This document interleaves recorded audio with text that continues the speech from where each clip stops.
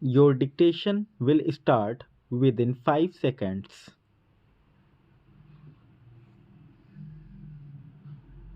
By way of response to the show cause notice regarding the penalty in its reply dated 22/3/2006, the SSE claimed that all the details given in the return were correct. There was no concealment of income nor were any inaccurate particulars of such income furnished.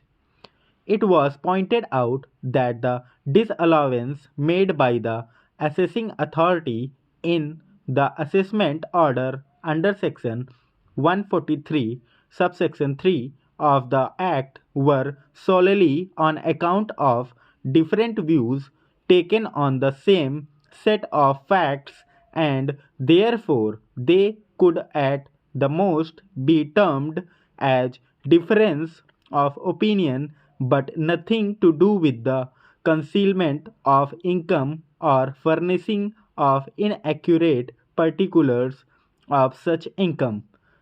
It was claimed that mere disallowance of the claim in the assessment proceedings could not be the sole basis for laying penalty under section 271 subsection 1 subsection C of the Act.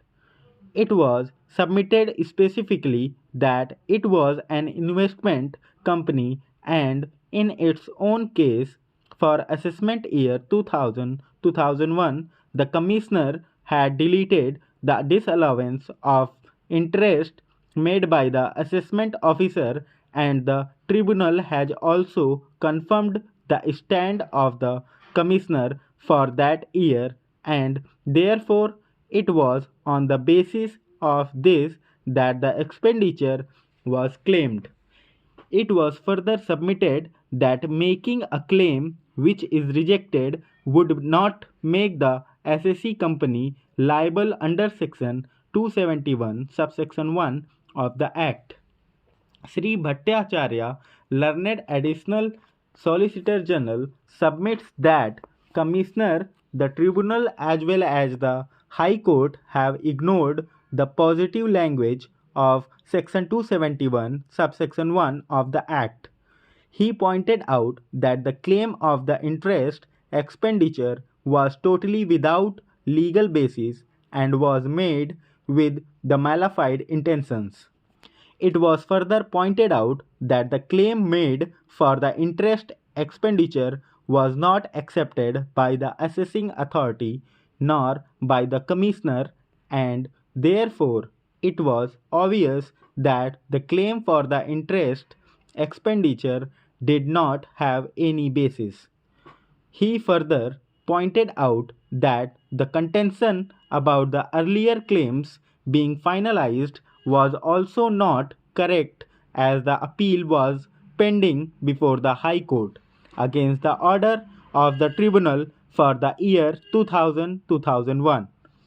According to him, even otherwise, the expenditure on interest could not have been claimed in law, as under section 36 subsection 1 of the Act only the amount of interest paid in respect of capital borrowed for the purposes of business or profession could have been claimed, and it was clear that the interest in the present case was not in respect of the capital borrowed.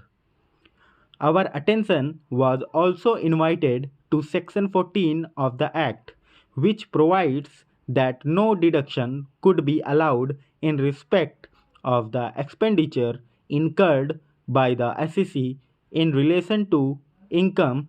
which does not form part of the total income under this Act.